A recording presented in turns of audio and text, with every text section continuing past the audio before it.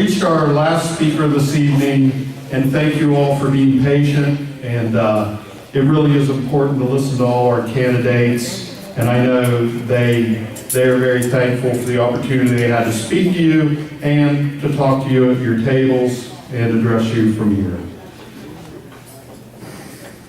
Well, we've reached our last speaker of the evening, and it's really one of those our next guest needs no introduction moments. He has served the people of West Virginia as a member of the West Virginia House of Delegates, the West Virginia Senate, as governor of West Virginia, where he was also chairman of the National Governors Association, and then in 2010, won a special election to fill the vacancy left by a personal hero of mine, the late Robert C. Byrd. He currently serves on committees of Appropriations, Energy and Natural Resources, Intelligence, and Veterans Affairs. So please welcome our United States Senator, the Honorable Joe Manchin.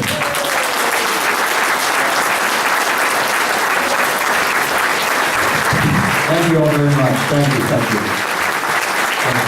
I appreciate it very much. I know the evening's getting long, and I'm not going to keep you here long, but I want to go over a few things that I think is important. I've been to a lot of political dinners in my life. As you can tell, I've had a hard time keeping a job.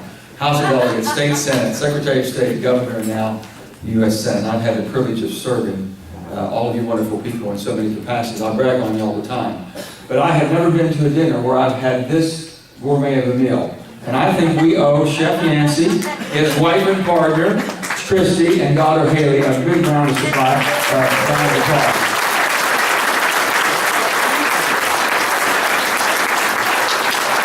There's so many people that are responsible for tonight, and I want to make sure that they all recognize, and they should be, because it's been quite a while, I'm told. Harold was telling me, I think there was one scheduled for Senator Byrd many years ago. His wife Irma was very sick and he couldn't come. I think it was 2006 when that was. He was running for re-election. And that's the last time I think that maybe you all had, Kim, is that correct? I believe so. I think so. But to have it really resurrect like it has tonight with all of this enthusiasm, and things are moving, things are going to happen, change is coming. You can feel it, it's in the air. I hope it comes to West Virginia the way it's coming across this country, because we need to be involved. But for you all to come out tonight and support the way you have supported is something special. And I appreciate that very much. I'm glad to be here with my dear friend John Perdue, and I'm not saying this because John's sitting here. John has had the best performance of any treasurer in the United States of America. Return on investment protecting West Virginia and the investments we make. And I want to thank John for his service all these years. But it's unbelievable.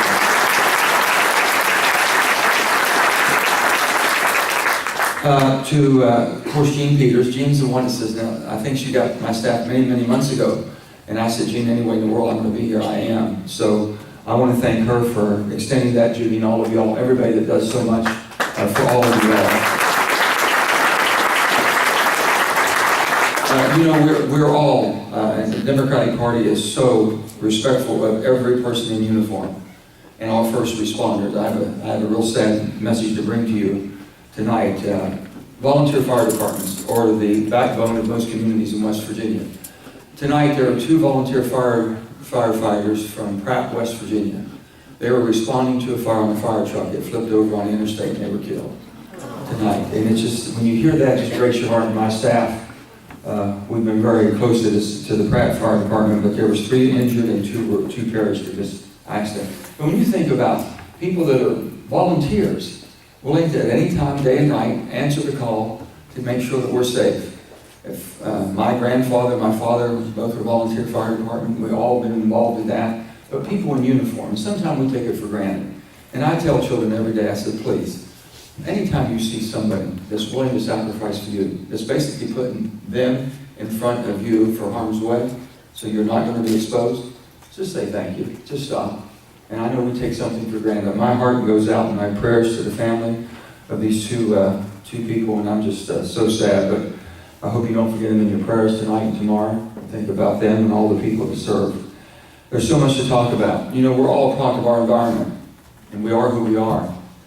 I told someone, I said, I grew up in a little town, Farmington, West Virginia, 400 people. My grandmother was called Mama Kay. My papa was Papa Joe, my grandfather. My mom and dad. My mom had 4 brothers and 4 sisters. She was one of 8. My dad was one of 5. Big families, all in the coal industry. We grew up in Farmington. I never knew a Republican growing up. Or at least I didn't claim to be one, if I were. But when I'm saying there's nothing wrong with it, I just didn't know. So I'm a product of my environment. You know what I saw as a kid growing up in Farmington?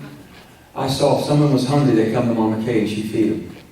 If someone needed a place to stay, they'd come to Mama Kay and she made all those 20 little grandkids. We all lived in a little area. She made us so we were conscious that the good Lord had blessed us, that we had a loving family, we had people that cared about us, and there were so many people that didn't. And I keep telling people, I was a privileged child growing up. And they think, oh, you lived in a big house and big money. Well, I lived across the tracks between Buffalo Creek and the tracks. I lived in a 3-room garage apartment. Well, why did I think I was such a privileged child? I had unconditional love. If a person has unconditional love, and especially a child, you're privileged. It's pretty special. It's not happening everywhere. It's not happening every place and every day and every family. But when you know that you have someone's behind you through thick or thin, you're going to be okay. You're going to make it. So I watch and I observe. My grandmother had rules. Back in those days, people would ride the rails, if you know what I mean. And they would always kind of jump off right in Farmington because they knew they had a place to stay. Someone would feed them and take care of them. So she made us whitewash the basement. And we had a basement with a nice shower. They had a place to sleep. There was no social services in the 50s. There was no social services back then. We were little kids. But she had 3 rules, and I'll never forget. Somebody just knocked on the door. Mama Kay, can we stay? Absolutely. 3 rules. Can't drink, can't cuss, and you gotta work. That's about as basic as it gets. So I knew that you had to be willing to share, and you had to be willing to reach out and touch people and help them. So now, okay, they were Democrats, Mama Kay and Papa. My mom and dad were Democrats. I'm thinking, well, all Democrats are like that. That's the way who we are.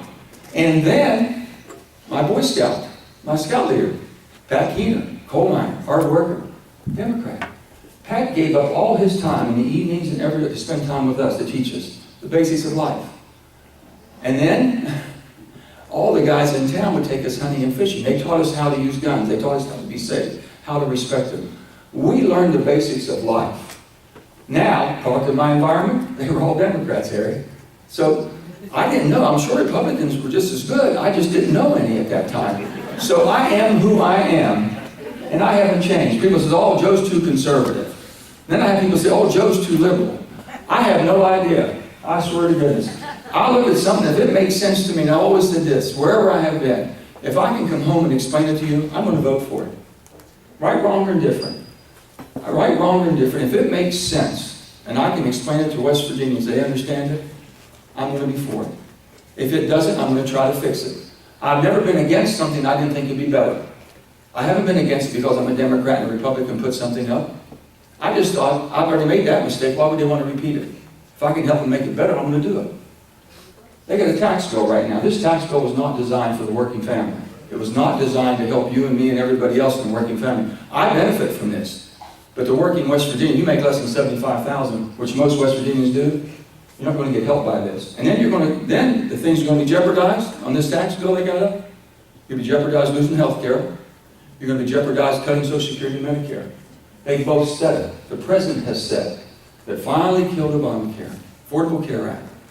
I'm not saying this is the perfect bill out there, the Affordable Care Act, but for the first time, I was governor. You know how health care was delivered in West Virginia? Up until we had the Affordable Care Act, it was delivered this way. If you didn't have insurance, you couldn't afford it. If you were sick enough, you just got to the point where you couldn't take it no more, you went to the emergency room because they wouldn't turn you down. Now, you know what happens when you go to the emergency room? You didn't pay. You know what happened to the hospital? They come to me as governor. They say, hey, Governor Manchin, we gave $12 million of charity care away last year. We're going to go broke. You got to help us. What can you do? I had to sit down and call a disproportionate share and keep every hospital, try to keep every hospital open and every community clinic because they had to give services. People had nowhere to go. There was no preventive care. The healthcare system in America is crazy. It's crazy from this standpoint. We don't try to do anything to keep you and prevent you from getting sick. Now, we can take care of you. We're the best in the world at fixing you. But it's going to cost you. But we do nothing on the front end at all. And this is what we're trying to do. We gave 20 million people health care, the greatest gift that you could ever have in your life. Health care, 20 million people. Not one word of instructions.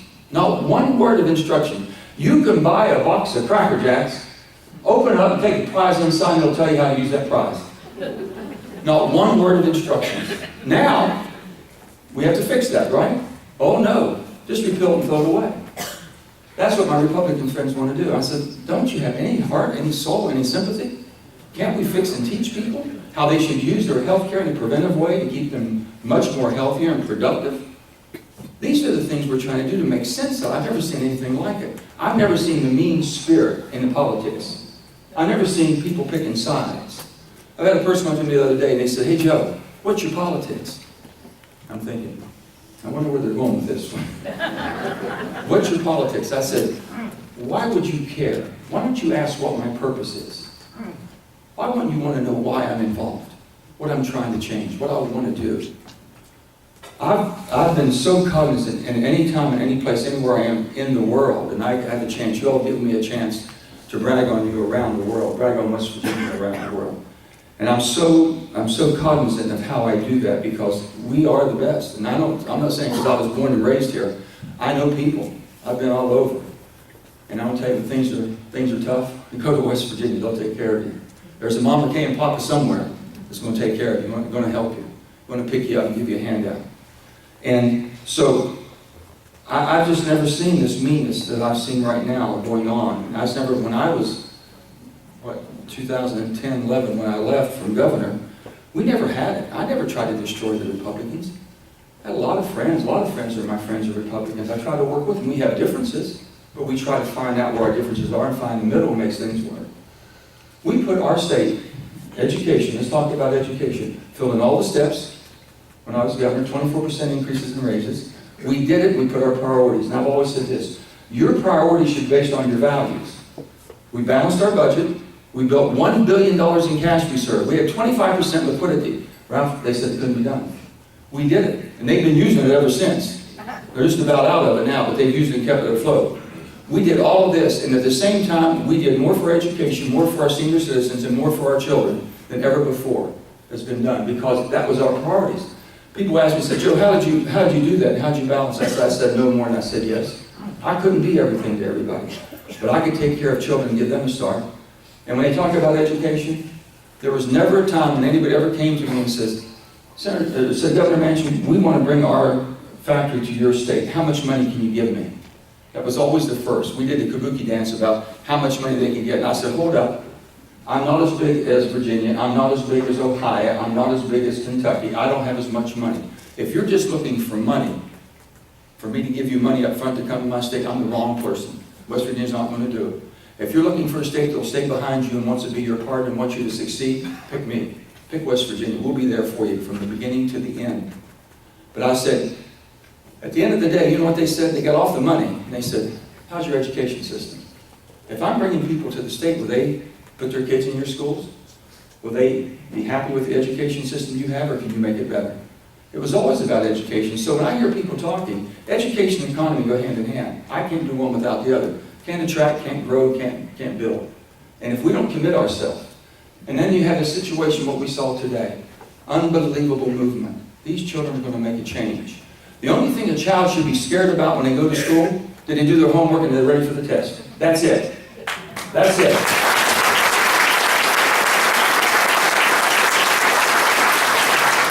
I saw a teacher strike and it started on a Wednesday, I think, and then, Tuesday or Wednesday. I was there on Friday, and I'm thinking, this is ridiculous. This shouldn't happen. All they're asking for, can we sit down and work collectively to fix PIA and pay appropriately so that we don't have to take money out of our pockets to keep the classrooms open and the kids supplied out of the teacher's pocket when it should be done by the education the state and the counties should produce. I went and talked to everybody. I talked to the governor. I talked to both the leaders of the House and the Senate, all Republicans, and I can tell you, without a shadow of a doubt, they all believe, let this strike continue and the public will turn against the teachers. And when they turn against them, because they'll be mad their kids aren't in school. Well, guess what happened? Not only did the teachers unite, service personnel united, superintendents united, staff united, parents united, and it was a movement they couldn't stop. And they know that basically they're going to have to succumb to that. They're going to try to turn this around that, oh, this is what we were going to do anyway. That strike went on a week longer than it should have been settled immediately, and it wasn't, because it just didn't do it.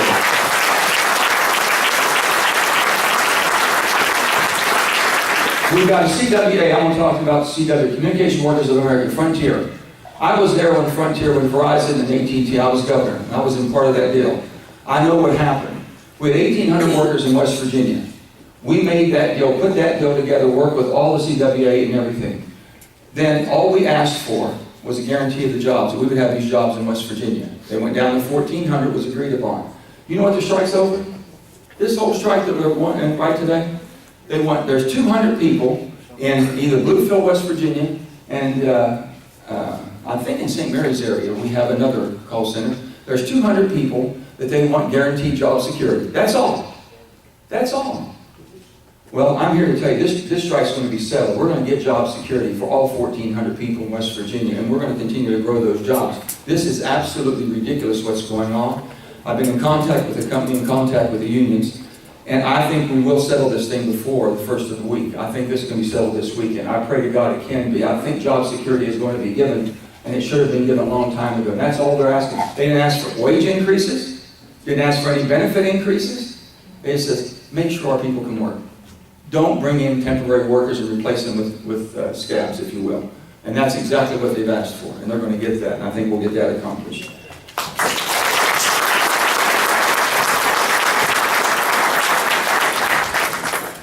We just passed an omnibus bill. Omnibus bill means that you just kind of roll everything in for the end of year spending. $1.3 trillion. Think about this, $1.3 trillion. We passed a piece of legislation I've been working on for 2 years. Didn't cost a penny, but we finally got it in. I had to bury it in some, out of the 20, you saw how big the bill was, 2,300 pages. I buried this piece of language in that bill. They couldn't find it. And all it did was say this. It was Jesse's Law, opiate addiction. Jesse's Law said this. Little Jessie Grubb, she was 30 years old and she died of an overdose. You know how she died? She went to the hospital. She told the people in the hospital in Michigan, she said, I'm a recovering addict. David Grubb, her dad, who we serve, those of you might know David and Kate, they were with her, and they were all saying, she's a recovering addict. And people that have been addicted are so proud if they're working their way off of these addictions. They're just so proud. They want you to know. They want a little bit of encouragement, a little bit of help. Well, she wanted her records documented and basically stated of what condition she had. Be no different than if you go in and they say, what are you allergic to? How about penicillin? And they mark all of your records according to them. When you're discharged, they know. Well, they marked it at first, and it was hidden. It wasn't marked appropriately like you would penicillin. She went clear through her treatment. 4 days later, she gets discharged. This little girl, this beautiful little girl, Jessie, got discharged, and the discharging doctor did not see the markings that she was a recovering addict. He gave her 50 Oxycontin prescription. So it was 1 o'clock in the afternoon. She was dead by 1 that night. So that's Jesse's Law. And I heard about it. My heart's breaking. All of us as parents, my goodness, what do you say? And I've known David and Kate, and I called. I said, I don't know what I can do, but tell me what I can do. And they said, yeah, you can do something. We make sure Jesse's never forgotten. This was 2 years ago, and all we've asked for is, if you go in to the hospital and you basically admit, I'm an addict, I want my records to show appropriately, it should be marked the same as it is if it's penicillin or any other allergy. So anyone discharging, you're all the way through your treatment, you're not going to be given something you shouldn't. Pretty simple. It took 2 years. 2 years to get it done. But we finally got it done, and I had to hide the language, and I didn't even know it was in there until we passed it. But I'm telling you, that's what we're doing. Let me give you another one. Miners. 1946, John L. Lewis pulls all the mines out. He's going on strike. Harry Truman says, oh my God, you can't do that. World War II is just over. You shut down the mines, we shut down the whole industrial machine of this country. He just said, we can't do that. So there was a senator called Krug. It's a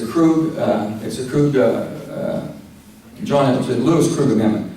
They basically said for every ton of coal that will be mined from that day forward, there'll be a certain portion of that revenue that'll go for your health care and your pension.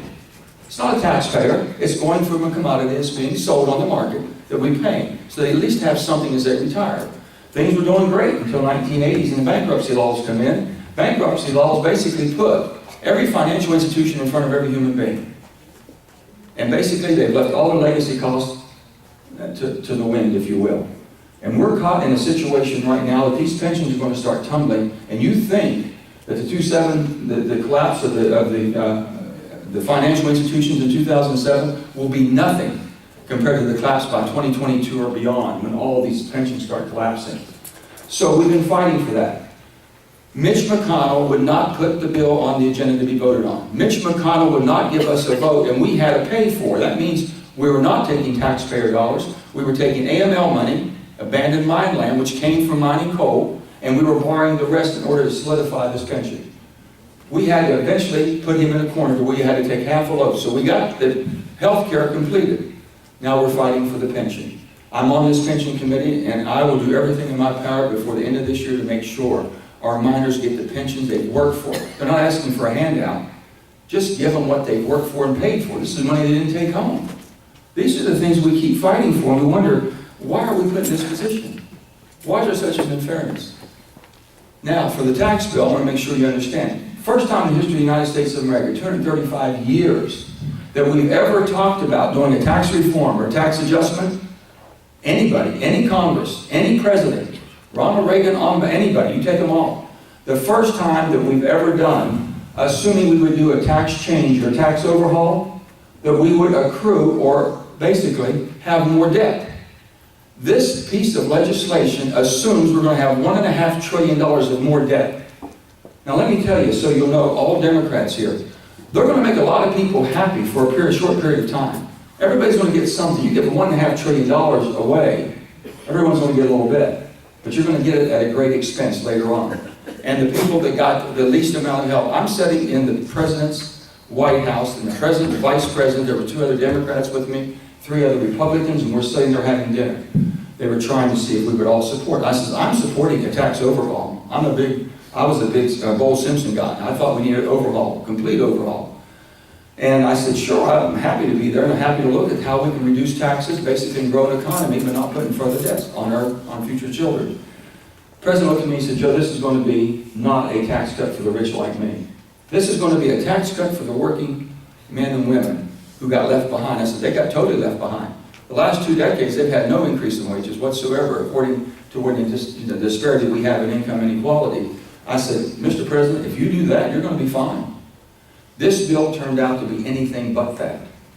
Now, whether he was involved or not, or whether the legislature designed it themselves, but I can tell you, the average American and the debt load that we're going to carry on this is absolutely sinful. It really is. And there's no way that we could have voted for that, and we're going to have to correct it so that we don't end up losing health care, Medicare, or Social Security. That's going to be the fight of the Democrats. And for the people to understand who was there for them and who took care of them, then maybe they'll come back. This is a time, a movement that's going on we've never seen before. We've never seen this type of a movement, enthusiasm, from the young to the old, and everyone in between. There's a time for us to change, and I really believe that. The only thing I can tell you about, people ask me about being a Democrat and what's the difference. I said, the only thing I can tell you, through my life and my experience, I've been around a long time in this political process. I never intended to be a politician at all. I was 35 years old before I ever ran. I was always around it. I loved it. My Uncle Jim, A. James, he was the quiet one in the family, Uncle Jim. But I was always around it. I always watched it. I was there when the Kennedys came to Farmington. I'm 13 years old, and I'm working on a go-kart. My mom says, come up here, I think you need to meet some people. We had a little garage apartment. And I'm downstairs, and she says, come on up. And I says, oh, Mom, I'm a little dirty. She says, no, come on up. So I go up, and there's Teddy and Bobby, and the president wasn't there, but brothers were there, and they were all eating spaghetti. They looked up enough to say hi, bye, and then they were still eating spaghetti when I left. But at least I got enthused. I'll never forget. Being a Catholic family, we're watching television one night. My mother and dad were so excited, because here's a young, energetic John Kennedy, President Kennedy, or Senator Kennedy at the time, and they were saying, it had to be Walter Cronkite. Somebody said, it's been said now, if this young Kennedy wins and becomes president, the Pope is going to run the country. I never forgot, I looked at my mom and I said, well, they don't know the Catholics we know, Mom. They don't know the Catholics I know, that's for sure. Anyway, I've been through it all. I never thought so. You know how I got involved? I got involved because I heard a guy who was a delegate in my hometown come to my father. My dad was always supporting and always behind helping people. And he said, Johnny, you know all the favors I've done for you. I need you to do me a favor. And I'm thinking, my dad's never asked for a favor. Not once in his life did he ever ask for a favor.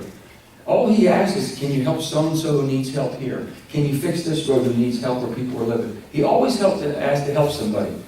And I'm thinking, when he left, I said, Dad, that's awful. That was awful. And he said, what do you mean? I said, all you asked him to do was his job. He got elected to do a job, and now he thinks that he was doing you a favor by doing his job. I'm going to run against him and beat him. Dad says, oh no, I don't know if you want it. I said, no. I said, that's wrong. That's not what politics is about. It's not what public service. That's self-service. So I ran the meeting.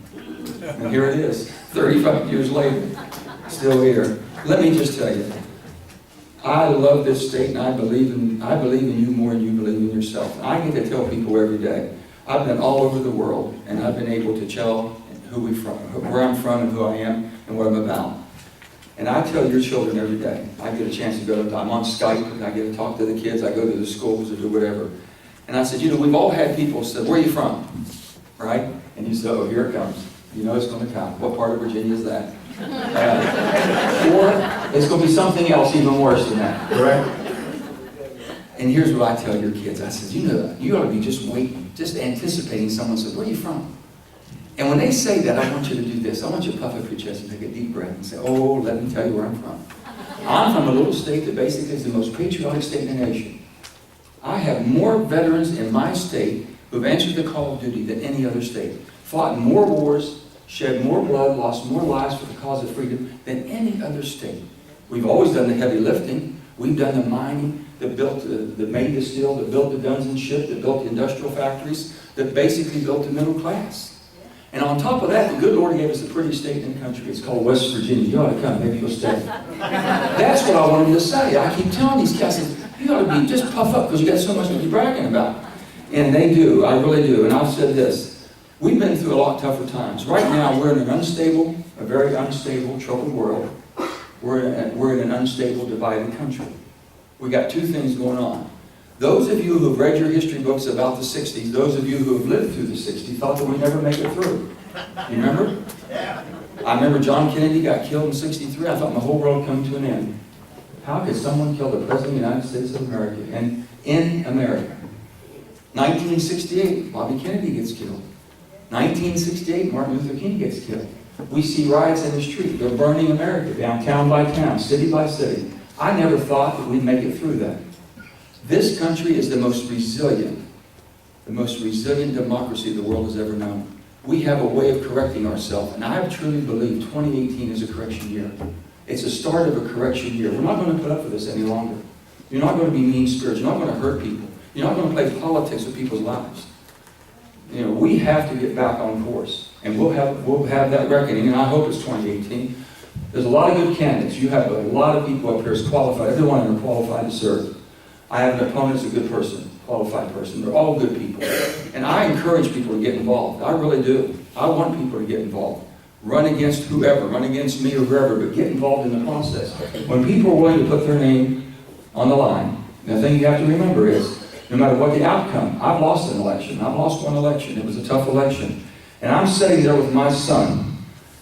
Election returns coming in. John's been through it. And you see we pretty much know how the state's broken up and where our votes are going to come from. And when certain counties come in, and you're not ahead the way you should be ahead, or you know what's still out there, and you know you're not going to make up the difference, you know it's not going to be a good night.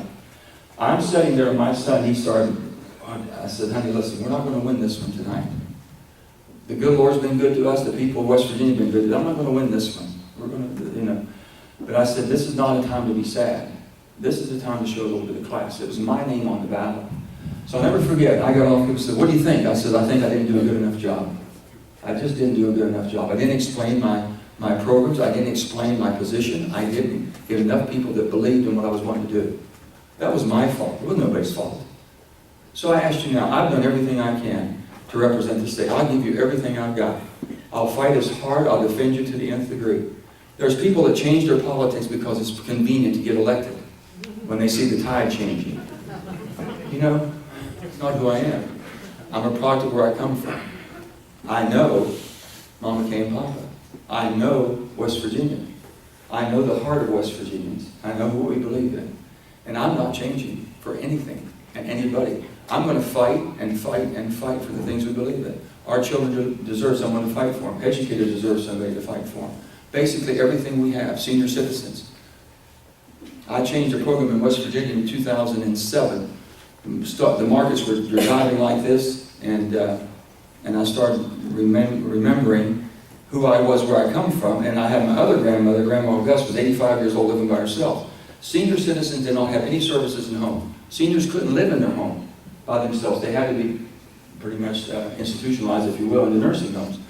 So my grandmother's by herself. I stopped to see her, and I said, she was very lethargic, and I said, well, something's wrong. So I went home and told my mom. My mom always wanted my grandmother to come live with her, but she never would do it. She lived by herself, and so I said, Mom, you better go up and see Grandma because something's wrong. So she went and visited her. She says, Mom, why don't you come home and visit? The kids want to see you. My grandmother never argued. She was 85 years old. She lived with us for 15 years. She was 100 years old when she passed away. Now, so that taught me one thing. She was trying to take care of herself. She couldn't do it. She was 85. She was trying to cook for herself. She wasn't getting nutrition, and she was lonely. So I stored that away. I become governor. I said, we're going to start programs. We're going to have a fair program. We're going to have basically programs where we give assistance to homes. We're going to have hot and cold trucks where we can deliver food that's still nutritional. It's hot, and you don't have to worry about it spoiling, because I was delivering and doing all this, those kind of things. We're a product of who we are, a product of our environment. And you can't be ashamed of that. You should be proud of who you are and how you are and what you believe in. And you should fight for that. So the movements we're seeing all over the country today, it's a movement where they said enough is enough. So only thing I asked you, if you do nothing more, find somebody you believe in. Find some candidate that you want to support. Get behind him. Get behind him. Make some phone calls. The worst thing in the world is for you to say at the end of the election day or the day after election, you wake up and your friend might not have gotten over the finish line. If only I'd have called 5 more people. If only I would have asked 5 people to call 5 people. If only I'd have done that and networked that. If only I'd have just told the person I know. Only if I could just show them what the life this person's lived and what they'll do for us. Believe in what you believe in. Fight for what you believe in. And not be afraid to stand up and say who you are. I'm proud. I'm a proud Democrat, West Virginia. We might be a little bit different than other Democrats around the country. But the only litmus test I know to be a Democrat, you got to have a heart and soul. And I've said this, at the end of the day, a Republican will stop at the bottom line. They'll stop at the bottom line every time. At the end of the day, a Democrat will stop at the bottom of your heart. That's the difference of who we are. I need your support. I ask for your vote. I thank each and every one of you for being here tonight. God bless the state of West Virginia. May God continue to bless the United States of America. Thank you.